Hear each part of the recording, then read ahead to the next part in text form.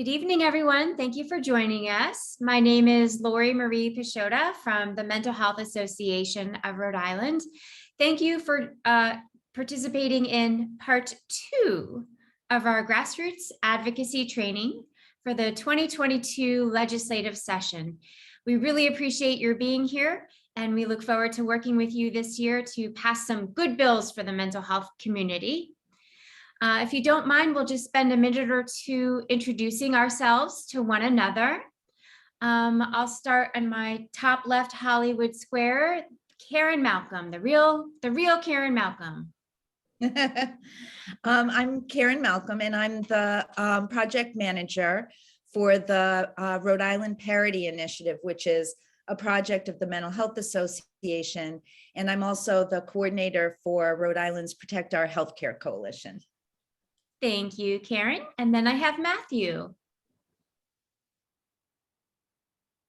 All right. Hello. My name is Matthew. I take part in Oasis in NAMI, Rhode Island. I go on as many of the Zoom calls during the week as I can, and even on weekends. I guess that's my little spiel. Thanks for joining us, Matthew. And You're then welcome. I have, thank you, Karen, another Karen tonight. Hi, I'm Karen Pace. I'm here representing the Women's Policy Institute. I'm also a former psychiatric crisis clinician and a clinical social worker. Thank you so much for being here, Karen. And now I have Trisha. Hi, I'm Trish Suggs. I am the project director for state youth treatment for BHDDH. And I also run the family task force for the executive order for opioid and other substances for the state. Thank you for joining us, Trisha. Then I have Kristen. Hi, I'm Kristen. I'm here representing the Healthy Body, Healthy Mind subcommittee from the South County Health. So Welcome. We're so glad to have you. And now I have, is it Tamara or Tamara? It's Tamara. Welcome. My name is Tamara Hannah, and I am just a student at RIC in the Master's Social Work program, and I'm just trying to learn as much as I can. Thank you so much for being here. Thank you all. I'll just go over the agenda. It's a pretty simple agenda. First, we want to provide an update on our priority legislation. Then we would like to engage you all in a group brainstorm around compelling messaging for our legislative bills this year. And then we'll have a discussion about how to craft compelling written and verbal testimony for your interactions with committee members or your own reps and senators. So we'll be talking about exercising our grassroots power collectively and how to develop your story. Then I'll touch on some misconceptions or objections you may hear, and we can talk about how we would overcome any objections or concerns that might be raised by a legislator. And then we'll finish the evening with an update of important events coming up around May is Mental Health Month and opportunities for advocacy in March and then in April. So that is what we will be doing tonight. For the person who just joined us, please feel free to change your name. You would just go to Participants tab and then click on More, and then you can change your name because you're appearing as Karen Malcolm.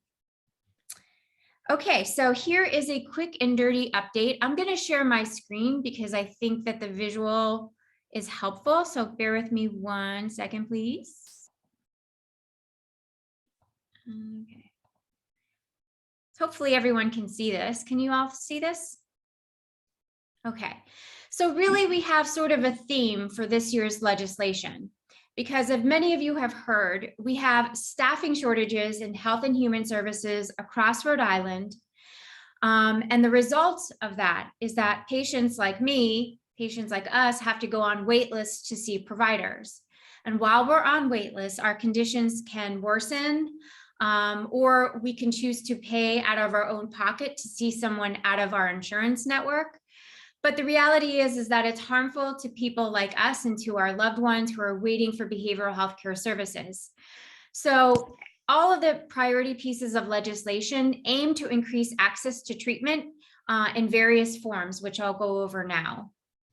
So the first is the Mental Health Association's legislation that would require commercial insurance companies and Medicaid to raise their reimbursement rates to outpatient behavioral health providers. It's been a long time since these folks have gotten a raise, and we know the data shows that our behavioral health professionals are reimbursed about 23.4% less than their counterparts on the medical or physical health side of insurance plans. And as I said, the result is that we have fewer providers willing to take insurance, willing to take Medicaid, and so we have wait lists for providers. So I don't have an update yet. This legislation is still in the works. So I don't have a bill number to provide you, but I will provide that as soon as we have it. Hopefully it will come about in the next week or two. The General Assembly is on a spring break right now, so things should pick up again next week. And that will be sponsored by Representative Tansey, Senator Miller, and possibly Representative Craven again. Last year, the bill passed the Senate floor, but it died in the House Finance Committee and also the House Health and Human Services Committee. So we're really going to push it hard this year. Next is a piece of legislation creating a two-tier licensing structure for mental health counselors. This would make it equitable to the social work licensing structure, which currently has 2 tiers, allowing them to have an entry-level tier and calling them associates before they're fully licensed. Codifying that into state law would allow these mental health counselors to accept any insurance. Right now, they're only able to accept clients that have Medicaid. So it limits where they can practice and it limits the clients they can see. And again, clients are on wait lists, and this will help relieve some of that bottleneck in the system. That is the only change to the licensing requirements. They're currently practicing at this level in community mental health centers and billing Medicaid. We just want to expand the insurers they can bill to all commercial insurance. So that's the only thing we're changing. Still has the same number of supervised hours in the field, still has the same credit hours of coursework, still has the same internship hours. That is literally the only thing we're changing, is letting them see clients with all kinds of insurance, not just Medicaid. No updates on that. Again, it's in the works. I have an update on this piece of legislation. So when we met last time, for those of you who were here, we're trying to streamline licensing requirements for social workers as well. One thing we want to do is eliminate the entry-level exam, which has been done in Illinois because of cultural bias. The state of California never even required this first exam that's offered right after they graduate with their 60 credit hours.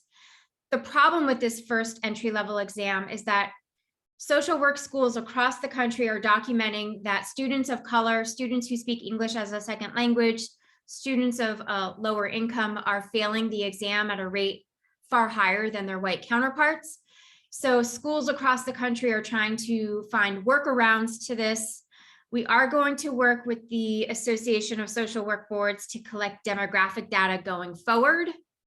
They won't share data from previous years, unfortunately, but this will eliminate that culturally biased exam.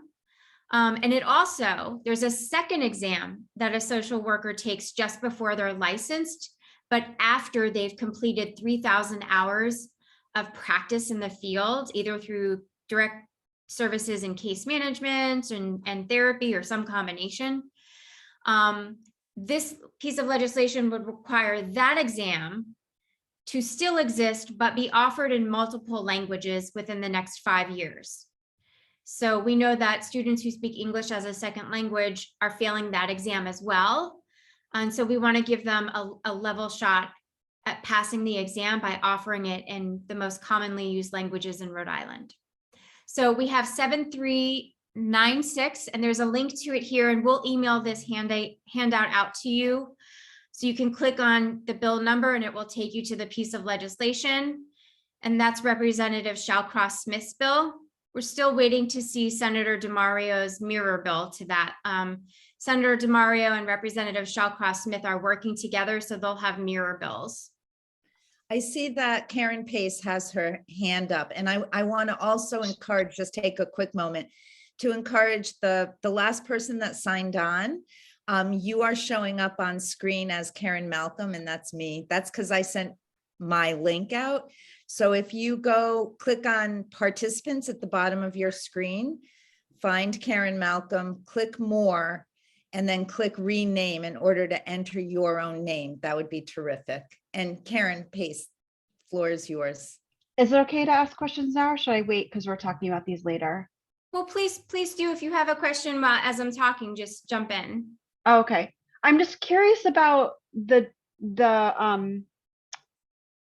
having taken both those exams and also agreeing with this is a great bill. But what are the implications for salary? Because I know that at least, I mean, mine is in Massachusetts, but I know there's reciprocity and it's really similar.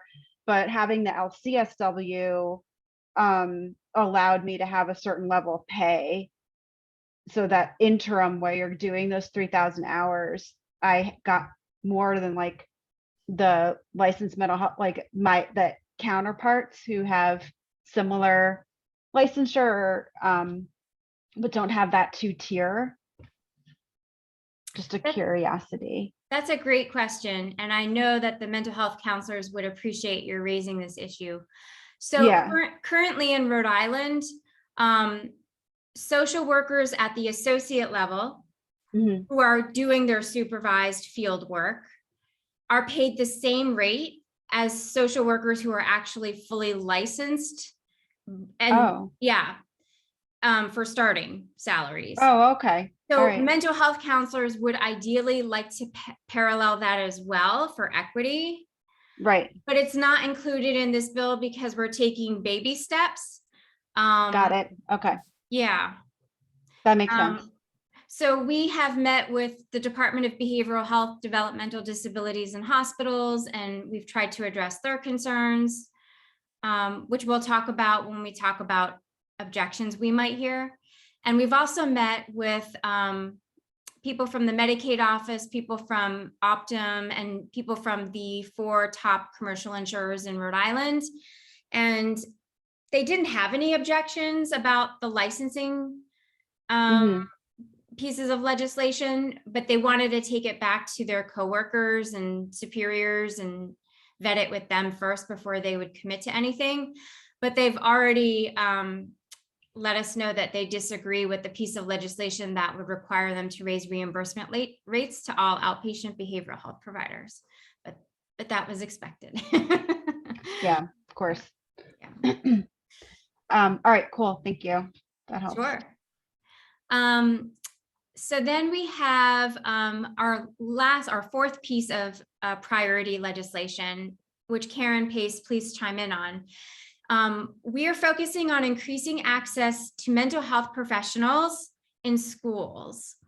And so last year, Senator Cano had a piece of legislation that required the state of Rhode Island to use some ARPA funding to hire mental health professionals for schools. And then the law also required cities, towns to continue funding those professionals beyond the ARPA money. And there was no House version last year, and the Senate version did not pass because it cost the state money. This year, we are working with Senator Cano to draft something similar, although I don't know if it will be precisely the same. And the Women's Policy Institute is also working Representative Alzate. Is it Alzate? Am I pronouncing that correctly? Alzate, who did submit a piece of legislation, which is linked here, 7473, which simply asks that property taxes, some of the property tax money be diverted to schools to pay for mental health professionals. So Karen Pace, would you like to chime in and talk about if Senator Connor's bill will mirror 7473 or how it will work? Yeah, actually, we just saw, because we just looked at the House bill on Friday and noticed that it was different than last year's Senate bill. We're in the process of trying to meet with Alzate and Kano, hopefully this week if possible, and get more information about that, because I don't know, because it is different in terms of having that tax and funding stream, I guess. Yeah, I don't know the answer to that question. Okay, well, Yeah. we'll update you all when we see you again.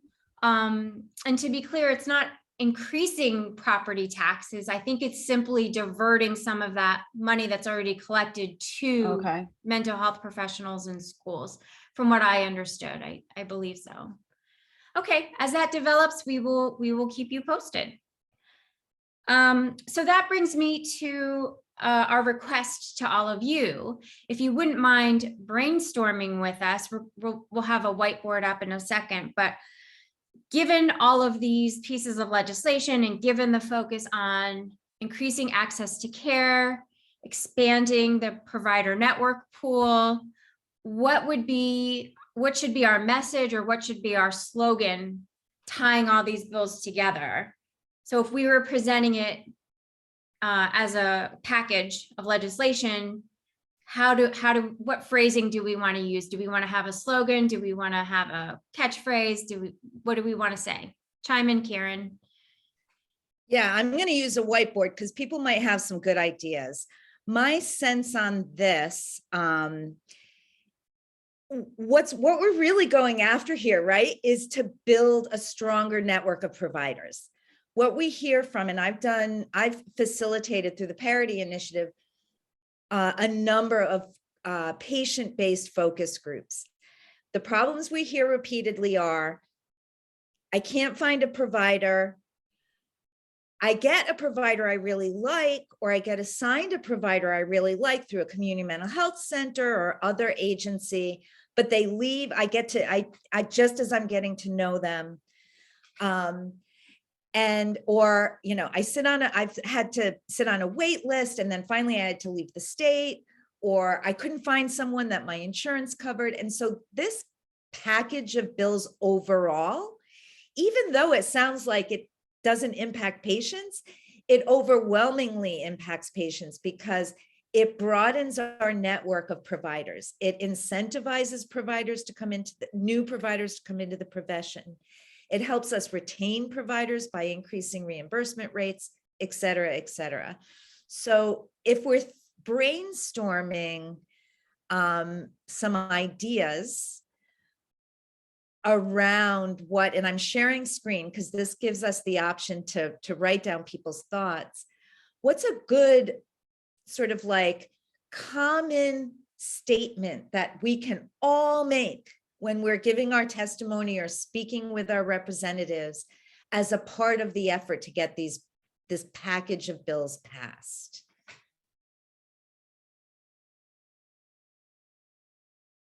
An example is for May's Mental Health Month, right? That group that's organizing May's Mental Health Month brainstormed how they wanted to label the month this year. And it was, what is it, Lori? It's invest in Rhode Islanders. Mental health is for all, invest in Rhode Islanders. Yeah. This is a little bit different because it's a specific set of bills intended to help build a strong network of providers to treat people. So what we're trying to think of a slogan, sort of, what could that slogan be? This isn't a slogan, but I'm just trying to think about, when I left the field, I had already sort of been planning on doing policy work around mental health, but it was during the height of COVID. And to me, it was just like mental health care professionals were in crisis. We were having a mental health crisis of our own. So just like trying to think around those ideas, like how are we saving our mental health care providers? How are we supporting them financially? Like these are the kinds of things that, we've kind of shed light upon, is that we need our mental health care providers, but no one is there to help us be there for you. So people are leaving. Yeah. I don't know if that's obviously not a slogan, but just to kind of like get the thought process Yeah. going.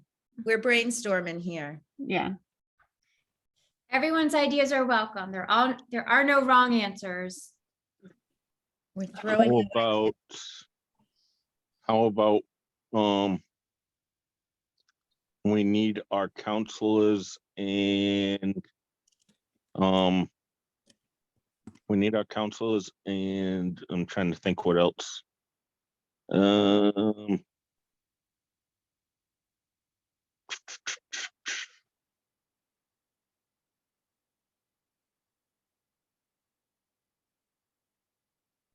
About something like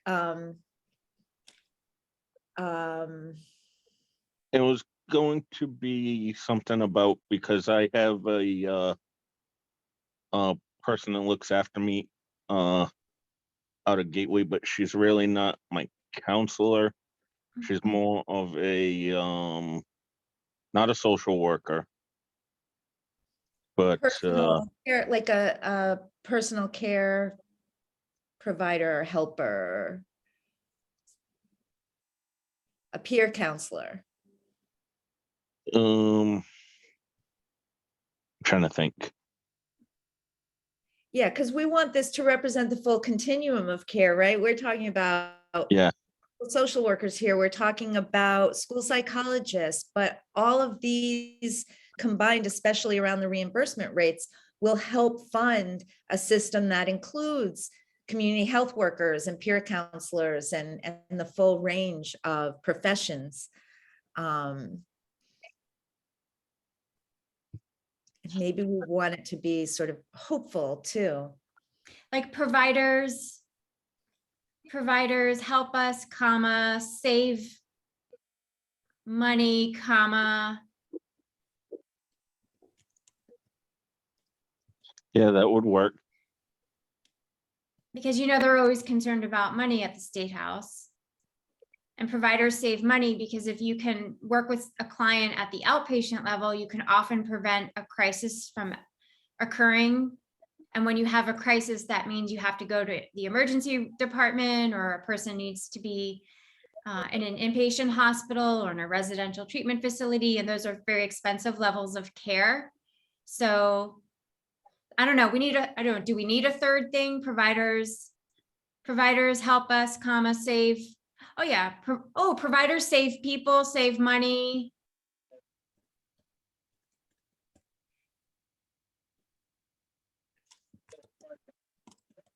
Save our Save system. Rhode Island. I'm not sure this is quite conveying. We don't have to come up with a total solution. We just thought you guys might have some thoughts on a good sort of overarching, help us have a single statement for this package of legislation. And we're trying to get away from lingo. So like even the word providers, right? Like is kind of the same lingo-ish. thing. Yeah, I'm like, what is the right word or message? Because it's not counselors or providers or therapists or peer specialists. There's like, it's so overarching. I know. Right. Karen Pace wrote something witty in the chat. Save our counselors so they can save us. It could be save our mental health professionals or save our mental health providers so they can save us. And do we really need to use the word like save our, like that kind of implies like somebody's drowning. Not that I think if we talk to a lot of agencies and providers, they would say, yeah, in fact, we are drowning. But I wonder if save is the right word to use here, or in Support, maybe? Yeah, support Support our counselors so they can support us. Our Ooh, that's good. counselors, so they can support us. That's a good one. Yeah, let's put that over here. We're getting there. We're getting closer.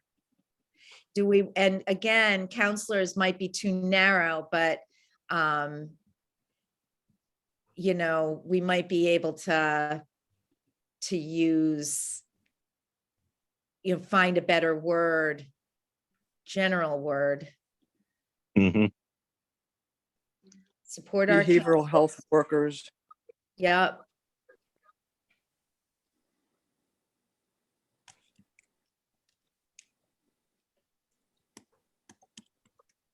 What about save our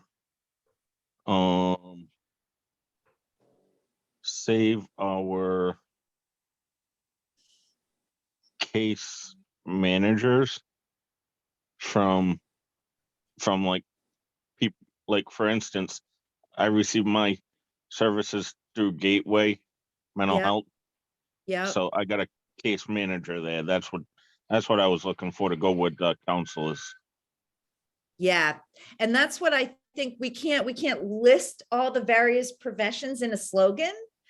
Right. That's why if support our behavioral health workers so they can support us, or support our behavioral health caretakers. What about caretakers so they can support us?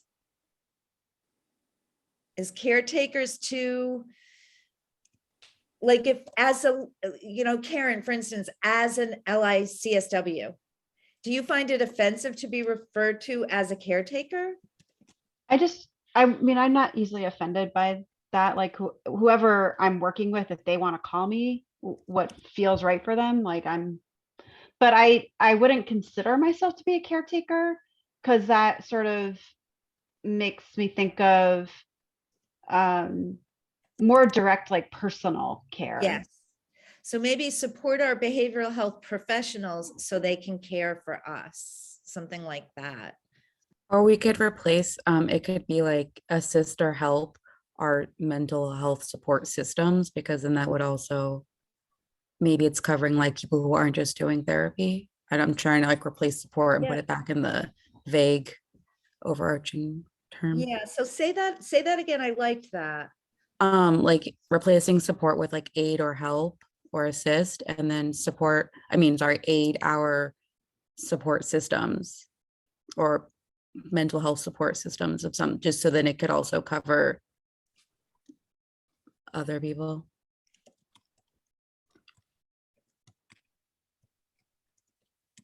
Something Did you like guys that. see what I? Is you that capturing it? Aid our mental health support system so it can support us. So it's taking it sort of off the individual professionals and bringing it more system wide.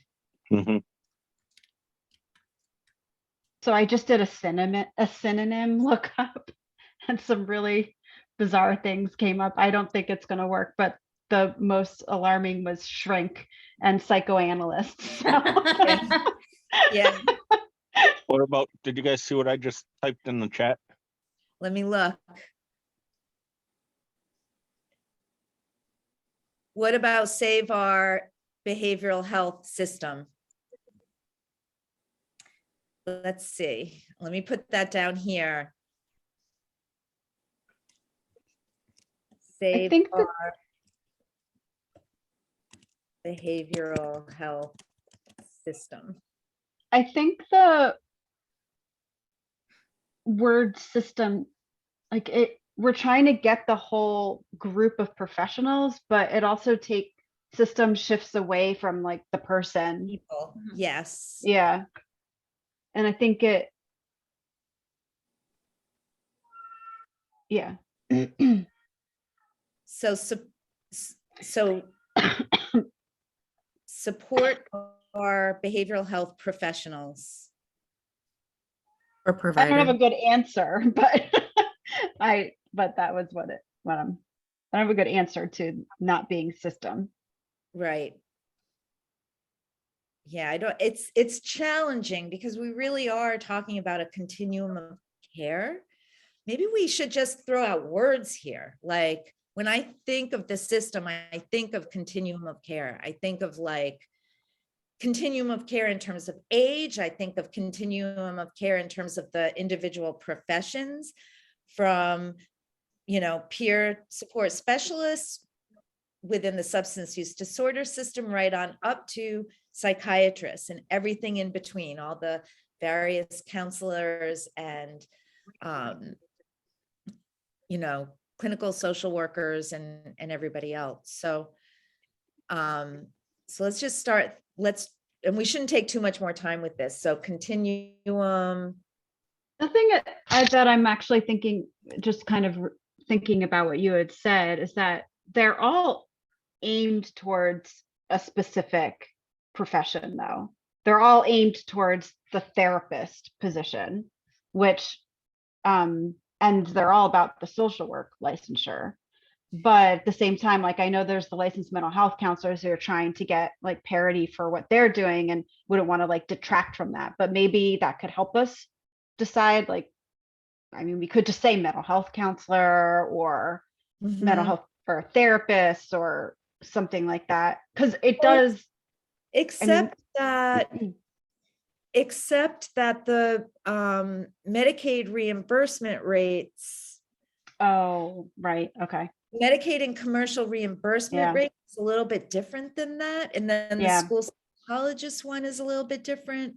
So there, we're trying to hit, with this package of legislation, we actually have a chance to hit all levels of funding, not significant levels of funding and licensure and stuff. So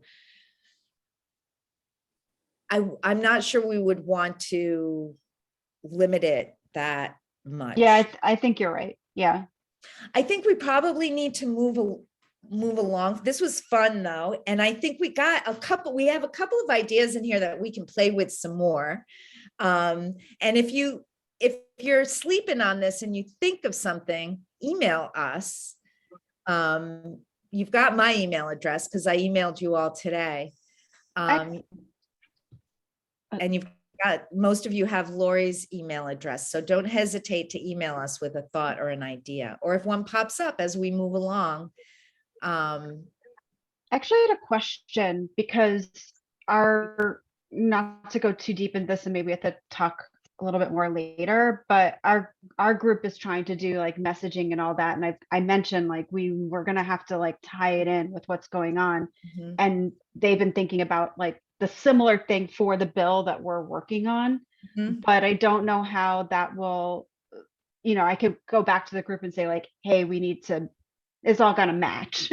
We all have to have the same messaging and whatever. But Well, I mean, in essence, our behavioral health system is broken and it needs to be fixed.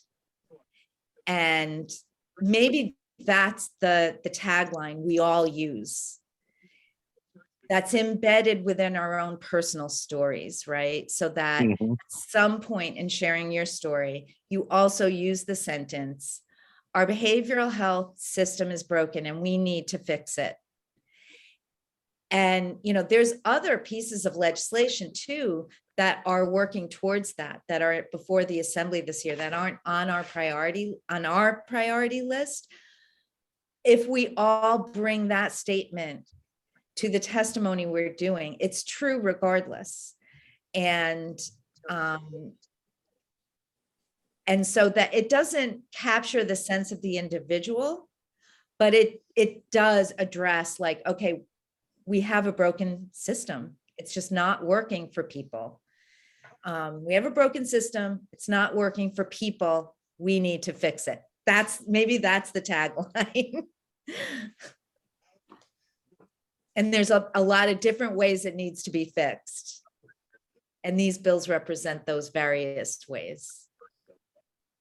Well, thank you, Karen, for leading the brainstorm, and thank you everyone for your contributions. Next, we'd like to talk about drafting your testimony, verbal testimony, written testimony.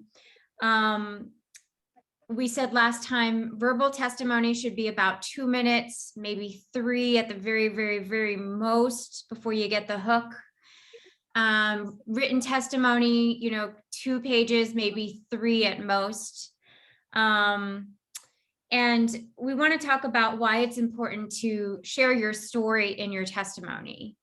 Does anyone have any thoughts on that before I continue? Does anyone have any thoughts about why it's important to share your story? Regardless of what your story is, whether you're coming at it from the professional side, the patient side, a family member. Well, from my experience doing this work, it's important because when it comes down to it, the human stories really are what move legislators to take action. So organizations like Mental Health Association and NAMI Rhode Island and Oasis Wellness and Recovery Center can speak on behalf of our organizations. And we tend to speak more at the macro level, talking about the systems and talking about data and statistics and what research shows. But you have a special and almost more important role to play in this advocacy because your human stories as a provider or as a person using these services means much more to legislators. They want to hear how this legislation has a tangible impact on your life. And also, you're a voter. So you're the ones who can determine if they get reelected or not. And they know that. And when they have a number of constituents asking them to pass a particular piece of legislation, their ears prick up and they tend to listen a bit more than if it were just the Mental Health Association saying that the system is broken and we need this legislation to fix it. So really, constituents are the most powerful voices in this whole process. Anyone else want to share your ideas about our power as individuals or coming together? One of the Okay. questions I have, and for me, I talk to legislators all the time. But every time I pick up that phone to make that call or approach a legislator at the State House or go into a meeting with the legislator, I feel, like I'm getting on stage to speak publicly. Like I feel a little bit intimidated by that.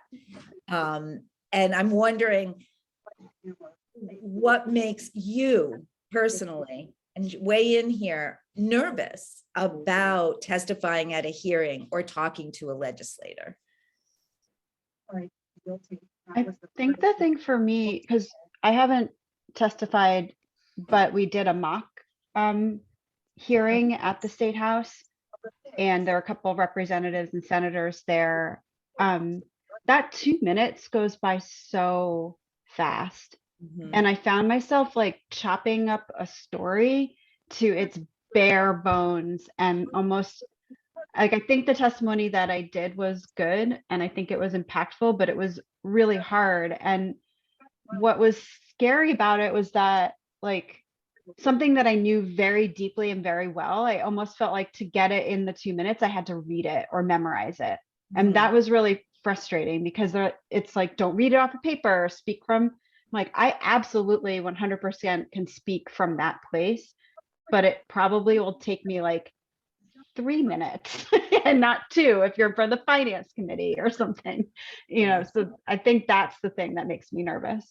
Yeah, not having enough time and not doing your story justice, not conveying it in the powerful way you think in the allotted time. That's where practice comes in. Like, that's where like practicing what you're going to say and bulleting it out. Just like if you're going to be in a play or you're getting up to do a presentation, practice is helps build confidence and helps you realize what's most important in the points you're trying to make. What about you, I would Tamara? also say that this is where written testimony can be really helpful. The way that I approach testifying is my verbal testimony tries to tug at the heartstrings and really get to the human issue. So I'll often share like a personal story about my own experience in the getting services in the mental health care system. And then I'll touch on some of the systemic problems. But my written testimony is where I can have more detail. I can have studies cited, and then I can have a link and a footnote to the study so they can click on it and go to the place that I'm quoting. I can have a chart or a visual graphic. I can have a bullet pointed list of facts, you know, that I want to make my case. You can just do a lot more with written testimony. So for me, I try to focus on the human side for my verbal testimony, and then more on aggregate data and a systems lens in my written testimony.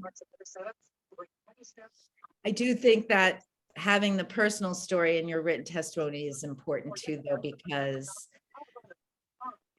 legislators, many of them do refer back, and a legislator might say, who is that amazing woman who talked about such and such? And they'll go through the written testimony to see if it's there. So yeah, you can have more details on your story in your written testimony than you can convey verbally. I want to make sure everyone gets a chance to weigh in here. So tomorrow, I'm going to sort of call on a couple of people. I hate to call people out, but are there things that make you nervous about testifying in person or speaking directly, and how you might handle that? Just I gotta public say, speaking in general. Your turn. Go, Matthew. Go ahead. I gotta say, I've never had a chance to testify, so I don't know how that would. I might be a little nervous. Yeah, and so like from other people, what do you do when you're like, you got those butterflies, you got those nerves? How do you overcome that? Because that's the biggest challenge. We do all know our stories really well. We are experts on these things. So how do we overcome that?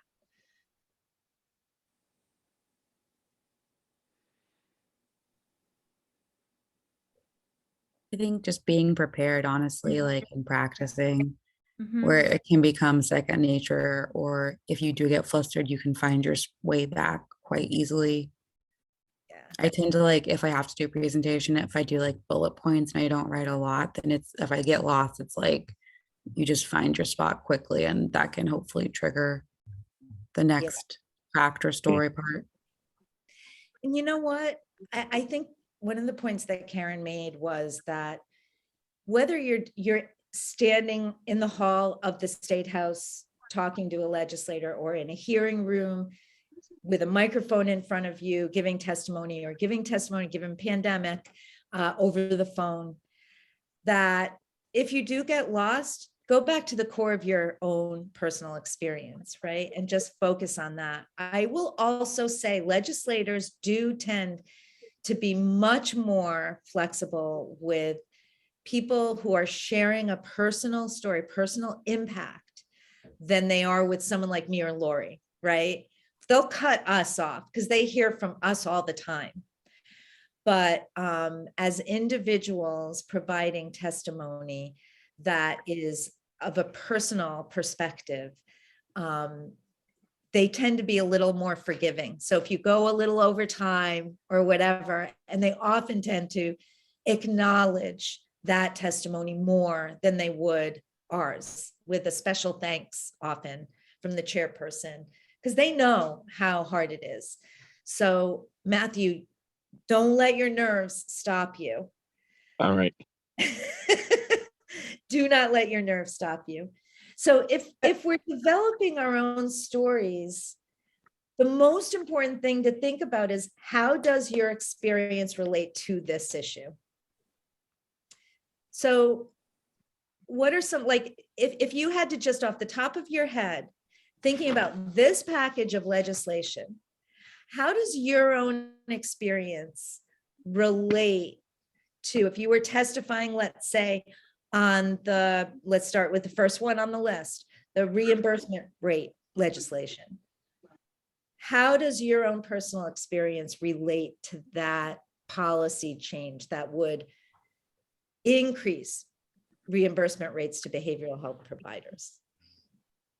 It's sometimes hard to see, like, well, how does that relate to my personal experience?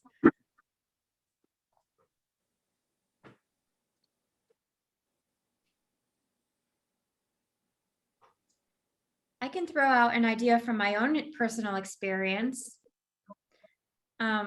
When I testified on this legislation last year, I talked about how I was on a wait list for psychiatry for medication management for some months. And when I testify in oversight hearings, I often talk about that because I just explained, I printed out my insurance company's provider directory, and I just went down the list and I got on a number of wait lists, but a lot of these providers were no longer taking new patients. And part of that is because psychiatrists are very, very underpaid compared to other medical professionals. These are folks who went to school for 10 years, just like a cardiologist, but they're paid, relatively poorly compared to their counterparts in other specialties. Well, I guess if I had to testify on one of those, the reimbursement or whatever, I guess I could say I've been on a wait list for a counselor since last September. Yeah. Very, very compelling. Yeah, that's, and why, and you might fill that out with talking about why counseling is, why you need it, why it's important for you to have a stable counselor with a strong relationship that you can see on a regular basis. Right. Any other thoughts? So Our time is growing short. Still I know got- from, do we have enough time? I don't need to. Yeah, we do. Sure, Yeah. sure. So it's a little different because I practiced in Massachusetts, and the similar kind of impact of non-reimbursement was when people got their full licensure and they didn't get a raise at a community mental health center, they would move on. And so there was that turnover with Yep. counselors. I left my position at my first job for other reasons, but I worked in domestic violence, and it took so long for people to trust me and find comfort with me. And when I had to tell people that I was leaving, it ripped me apart. I was just so devastated by it because I knew that I was going to get another job. All the people who are getting, they can always move on, get more money, do, whatever, move on with it. But that person and the community are the ones who suffer the most. And it is heartbreaking. Has anyone on this call been in counseling and lost your counselor because they were moving on to? Yes, I can relate to that very much. Yeah. That's why right now with Gateway, it's like, I'm on the wait list for an in-house counselor, but they've always said if need be, they can refer me to somebody outside, out in the community. Yeah. But because I have my med nurse through Gateway and also my case manager, I kind of like to see that counsel and stay within that community too. Yeah. Yeah. That makes total sense. And saying I it wanna- exactly that way, Matthew, would be, enough. That's all that, and why that's important to you is Right. pretty powerful. Also, when clinicians change insurance and patients have to pay out of pocket because of that. Oh, yeah. Yep. Okay, our time is growing short. I think in your testimony, if you also have a person in your family, or you want to talk about a client in a way that keeps them anonymous, to say, I had this client, and like Trish said, I had to change my insurance because I was underpaid by Neighborhood Health Plan of Rhode Island, so I could no longer accept that insurance.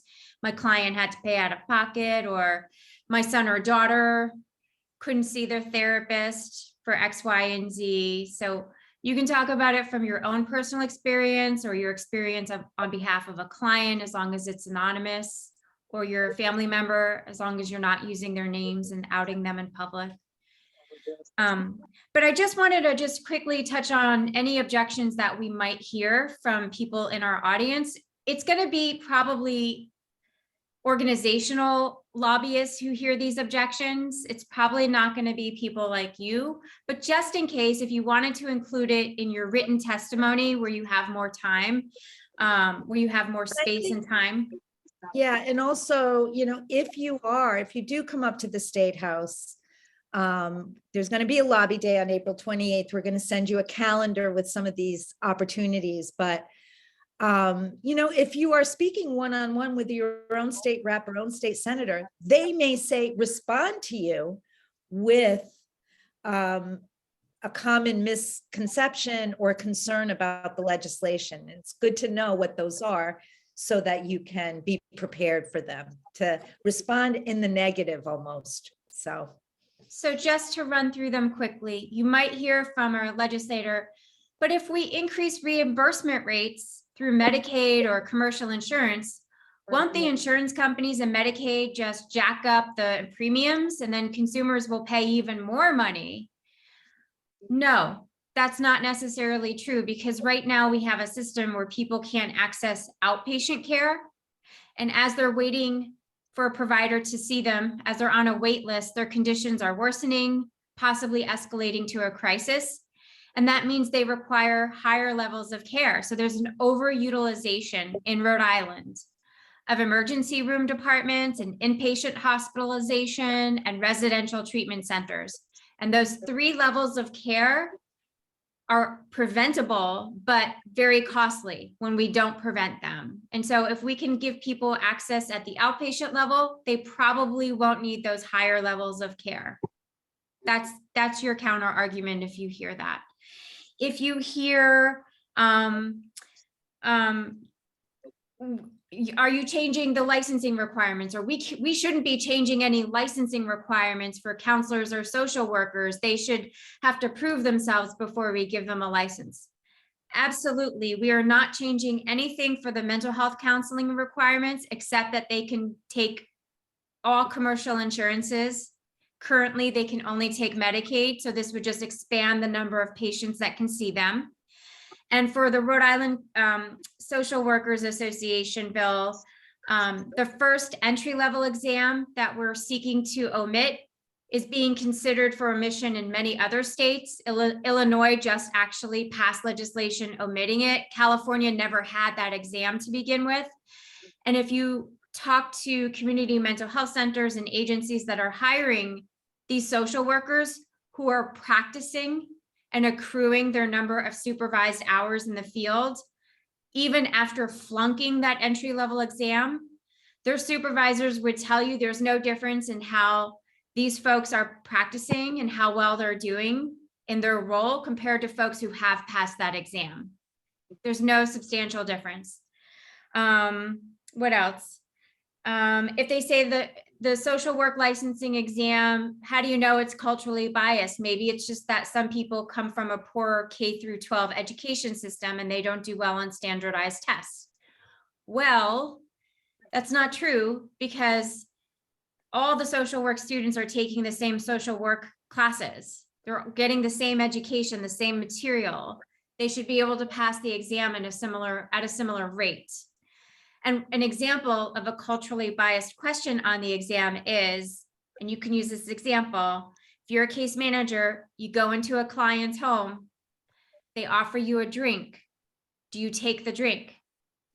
Pearson, who makes the exam, says, no, you never take anything from a client. However, if you're an Asian American social worker, the answer is absolutely yes, you take the drink, because you would be offending your host and damaging the rapport with your client to insult them by not taking the drink they're offering you. That's an example of a culturally biased question. We'll send out fact sheets, and this will have similar information in that, so you'll have it to prepare your testimony. I know we just have a minute left, so I just want to run through next steps. So next steps would be Karen and I will send out fact sheets for the legislation, which will have some of these ways to overcome these objections or concerns. And we'll also include a copy of the template for bulleting out your own testimony or story, so that can be helpful to you as well. Don't let the fact sheets overwhelm you. They have a lot of information in them. Remember, the focus is on your experience and how these bills will impact you. So Now, I got a question for you. Are you guys going to be sending some of that stuff to Charlie or Jim at Yes. Oasis? Yep. yes, So we will send you the fact sheets on the legislation. We'll send you an updated list of our priorities with any additional bill numbers we may know and the links to the pieces of legislation. And we'll probably attach maybe on the second side or an additional piece of a calendar of upcoming events. Here are the highlights. On March 28th, 6 p.m. to 7 p.m. on Zoom, Karen and I will hold another grassroots advocacy meeting. Karen, please come. Put it on your schedule now. It'll be Yeah. kind of like this.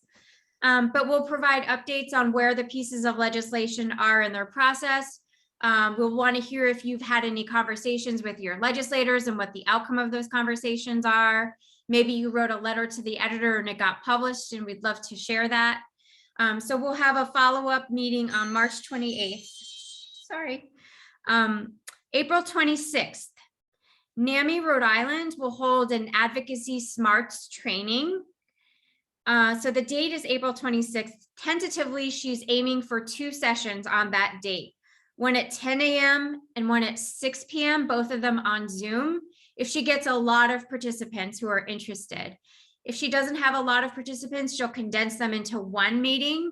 So you can reach out to us or to NAMI and say if you have a preference about the time. But it will be April 26th, NAMI Smarts training. April 27th, from 12 o'clock to 1 p.m. on Zoom. NAMI Rhode Island and MHARI will collaborate on a policy briefing. We hope to attract a lot of legislators, which is why it's at lunchtime, because we sort of sold as like a brown bag. Bring your lunch to the table and watch the mental health community's top priority bills. So that will be on Zoom April 27th. And then April 28th is the kickoff of May is Mental Health Month. There will be an event at the State House lawn starting at 2 o'clock. It'll go to 3:15. And then from 3:15 on, we'll file into the State House for a lobby day. So you'll go in, we'll give you a map of the seating chart so you can identify your representative and your senator. You'll have your priority legislation handout. You'll have your testimony, your bullet points of your own testimony if you want that. And you'll go and you'll talk to your own reps and senators through this lobbying day where we'll all do it together as a group. And then to be determined, we'll keep you apprised of when hearings are scheduled for these important pieces of legislation and encourage you to submit testimony. We'll give you instructions on how to sign up for telephone testimony if you don't want to go in person. Well, so Anything far, else? yeah, it's hard to predict, honestly. Right now, they're not letting people onto the chamber floors because of COVID. People can go into the State House. So we don't know what this is all going to look like as things progress. So we'll be sure to give you the most up-to-date information on how to testify and how that lobby day on April 28th will work. But we'll also have a chance to talk again on March 28th, just briefly. So we really hope you'll all come back a month from now to meet again for updates and the more specifics around all of these different events. Any questions or suggestions before we go?